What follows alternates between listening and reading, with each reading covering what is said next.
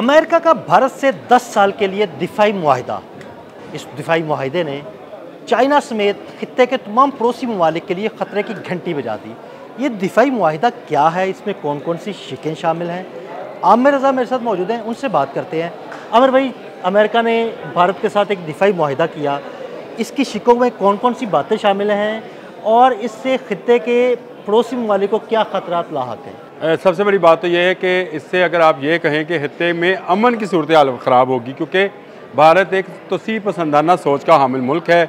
बांग्लादेश हो, नेपाल हो, भूटान हो, श्रीलंका हो, चाइना हो या कोई भी मुल्क हो, उसके ख़िलाफ़ ये अग्रेशन कर चुका है और इसी अग्रेशन के नतीजे में आज भारत तबाही के दहाने पर है मुआशी तौर पर।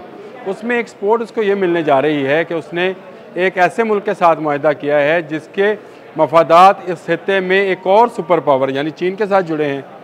अब से 24 घंटे पहले अगर आप समझें तो 24 घंटे पहले डोनाल्ड ट्रंप और शी जिन जो थे प्रेसिडेंट ऑफ चाइना हाथ मिला रहे थे। पूरी दुनिया खुश थी और ख़ासकर इस खित्ते में रहने वाले वो लोग जिनके दोनों ममालिक के साथ अच्छे तल्लुकात हैं वो बहुत खुश थे और ये समझ रहे थे कि इससे इस खित्ते में तरक्की की नई राहें खुलेंगी, तजारत बढ़ेगी। जो अलामिया जारी हुआ उसमें भी तजारत की बात की गई, मिनरल्स की बात हुई कि जो मिनरल्स हैं वो जाएंगे अमेरिका और अमेरिका जो टैरिफ लगा रहा है चाइना पर वो नहीं लगेगा। तो एक तजारती नया रास्ता खुलने की बात हो रही थी। लेकिन ठीक 24 घंटे बाद हुआ क्या कि अमेरिका ने चाइना की पीठ पर छुरा घोंप दिया। ये बिल्कुल ऐसी आप किसी को गले लगाएं और उसकी पीठ पर छुरा घोंप दे कि आपने भारत के साथ 10 साला दिफाई मुआहिदा कर लिया। और ये मुआहिदा है जो आज दस्तखत हो गए, जिस पर पीट हेक्स अमेरिका के वज़ीर दफ़ा हैं और राजनाथ भारतीय वज़ीर दफ़ा हैं। उन्होंने इस मुआहिदे पर दस्तखत कर दिए। ये मुआहिदे पर दस्तखत होना थे, एक बात ज़रा समझें, लेकिन रुक गया था। उसके बाद डोनाल्ड ट्रंप ने अपने बयानात बदले, उन्होंने भारत के मुतल्लिक़ अपनी सोच को बदला। उन्होंने कहा कि भारत जो है वो उस तरह का मुल्क नहीं है जिस तरह का मैं समझ रहा था, मोदी उस तरह का इंसान नहीं है जिस तरह का मैं उसको जानता था। फिर उन्होंने उस पर टैरिफ लगाना शुरू कर दिया। उससे कहा रशियन तेल जो है वो आप ना लें। तो ऐसी सूरत हाल में अमेरिका और चाइना आपस में नज़दीक आए, जिससे मैं बात ये यहाँ से लेके आया कि इनमें ऐसी तजारत की राहें खुलने वाली थी जो वन रोड वन वर्ल्ड के नाम पे जो ट्रैक बनना है तजारती, उसमें अमेरिका भी शामिल हो जाएगा। लेकिन अमेरिका ने ऐन 24 घंटे के बाद ऐसा मुआहिदा कर मारा जिससे इस खत्ते में मौजूद तमाम ममालिक में तशवीश की लहर दौड़ गई है। और ये दौड़नी भी चाहिए थी, क्योंकि भारत एक ऐसा मुल्क है जो कि शरारती है, शरारत करता रहता है, बिल्कुल शरारत से बाज नहीं आता। कभी वो किसी आप जिस मर्जी मुल्क का उसके हमसायों में जिस मर्जी मुल्क पे आप हाथ रखें वो डसा हुआ है इस सांप से। अब उसके साथ अमेरिका मुआहिदा कर रहा है और इस मुआहिदे की शिक्के क्या हैं जो अब तक सामने आई हैं ज़राए से, क्योंकि अभी इसका डिक्लेयर होना है। लेकिन इसमें बहुत सारी चीज़ों के हद्दोहाल जो थे वो फरवरी में और जुलाई में, 1 जुलाई को भी एक मीटिंग हुई थी इनकी, उसमें भी इस हद्दोहाल को ज़रा वाज़ह किया गया था। लेकिन अब शिक वाइज जो है अगर आप कहते हैं तो मैं आपको पढ़ के सुना देता हूँ। शिके जो हैं ये हमारे नाज़रीन को बताइएगा और इस पर आपको मुझे तबसरा भी चाहिए होगा क्योंकि आप भी इसमें बताएंगे। इस मुआहिदे का मकसद दोनों ममालिक के दिफाई और सिक्योरिटी तावन को आइंदा 10 सालों तक मजबूत बुनियादों को के साथ लेकर चलना है। यानी 10 साल, आज से 2025 से 2035 तक ये दोनों इस मुआहिदे में बंधे हुए मुल्क होंगे। दफाई साजो सामान की फ़रोख्त और ख़रीदारी में तेज़ी लाना, ख़ास तौर पर अमरीकी आइटम्स का भारत में इंजमाम, यानी भारत के अंदर अमरीकी साजा सामान आएगा, असलहा जो है वो आएगा, भारतीय फ़ौज वो असलहा इस्तेमाल करेगी। देखें आप समझ गए बात को। और ख़रीदो फ़रोख्त से मुराद ये है कि भारत तो कोई असला ऐसा बनाता नहीं है, उसका तो तेजे का प्रोजेक्ट जो है वो कहीं पता नहीं कहाँ गुम है और वो जहाज़ मेरा ख्याल फ़ज़ा में लेके भी नहीं आते हैं। कभी कभार सुनते हैं कि तेजा हवा में उड़ रहा है लेकिन नज़र नहीं आता है। तो इसका मतलब ये है कि F-35 वाली जो डील जो कैंसिल समझी जा रही थी ताज़ा बयानात पे डोनाल्ड ट्रंप के, वो दोबारा से ऑन है। बिल्कुल, और हो सकता है कि भारत मुस्तकबिल में F-35 इस मुआहिदे के मुताबिक हासिल देखें खरीदो फरोख्त से मुराद तो यही है, तो भारतीय असलहा या भारतीय जंगी तैयारे और ये साजो सामान जो है फ़ौज में इंजमाम यानी फ़ौज में शामिल करने की बात हो रही है। अब अगली शीट पर आ जाएँ।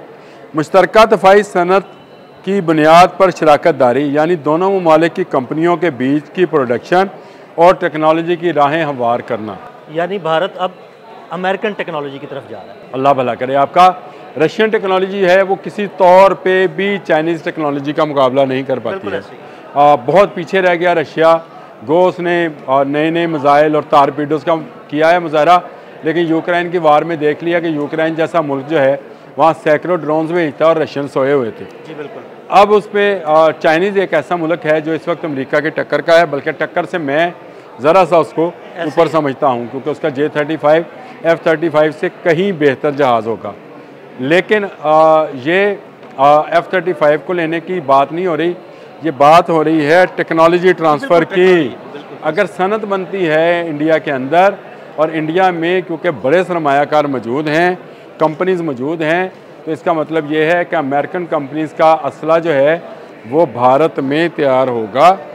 ये बहुत अलार्मिंग है खत्ते के उन तमाम ममालिक के लिए जो ये समझते हैं कि भारत जो है ये अगर पुरअमन रहेगा तो खित्ता पुरअमन रहेगा, ये शरारत करेगा तो खत्ते में अमन व अमान ख़राब होगा, जंग जैसी सूरत हाल पैदा होगी। ये तशवीश का बायस है और इसी पर मैंने कहा था कि तशवीश की एक लहर जो है इस वक्त पूरे खत्ते में महसूस की जा रही है। फिर अजय जी, फ़ौजी एहलकारों की मुश्तरका तरबियत, मशक़ें, समुंदरी, फ़ज़ाई, ज़मीनी, खलाई और साइबर मशक़ों में तावन को तरवीज। खलाई और साइबर ये दो बड़ी अहम चीज़ें हैं।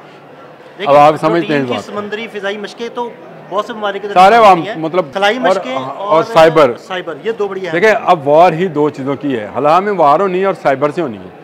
आपने देख लिया कि कोई भी अभी जदीद जंग जो है उसमें मुखालिफ के इलेक्ट्रॉनिक वारफेयर जो है उसको नाकाम बनाना और अपने इलेक्ट्रॉनिक वारफेयर को ऊपर करना, यही वो जंग है जिसने आइंदा आने वाली जंगों के फ़ैसले करने हैं, कौन कामयाब है कौन नाकाम है। तो ये तमाम मशक़ों के साथ साथ ज़मीनी, समंदरी, फ़ज़ाई, खलाई और साइबर, ये बड़ी मैना खेज सी शिक है। ये भी इसमें अभी सामने आ रही है कि ये भी शिक है। गो सारी शिकें तो सामने नहीं आएंगी और शायद जो बारी बारी आएंगी हम उस पर व्लॉग्स भी करते रहेंगे, क्योंकि सारी शिकें अहम होंगी। लेकिन ये वो चंद हैं जो अभी तक सामने हैं कि इनको रखकर सामने रखकर ये मुआहदा जो है तैयार किया गया। इन शिकों को वाइट हाउस ने जारी किया था फरवरी में, ये भी बात समझ लें। और इनको इन शिकों के अंदर मुआहदे को कहा गया था इसके तहत जो है ये एक पाथ है, ये एक रास्ता है, इस पर चलकर आइंदा मुआहदा किया जाएगा और वो मुआहदा हो गया है।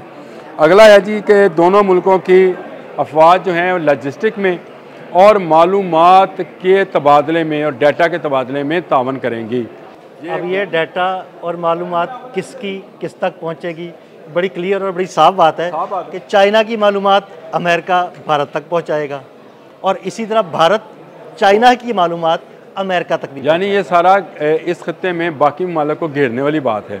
जितने ममालिक भारत की सरहद के साथ साथ हैं उनकी मालूमात जो है, उनका डाटा जो है वो भारत का बस चलेगा तो भारत ट्रांसफ़र करेगा टू अमेरिका, अमेरिका का जो जहाँ तक रसाई होगी वो भारत को ट्रांसफ़र करेगा। असल में खलीज बंगाल पर कब्ज़े की जंग है।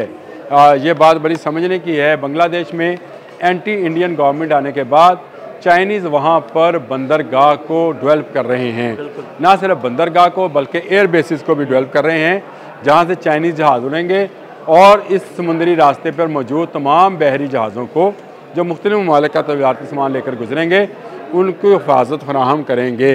ये बात खटक रही थी अमेरिका के भी और भारत के भी, क्योंकि इनकी तजारती गुजरगाहें जो हैं वो चाइना के तसल्लुत में आने वाली हैं।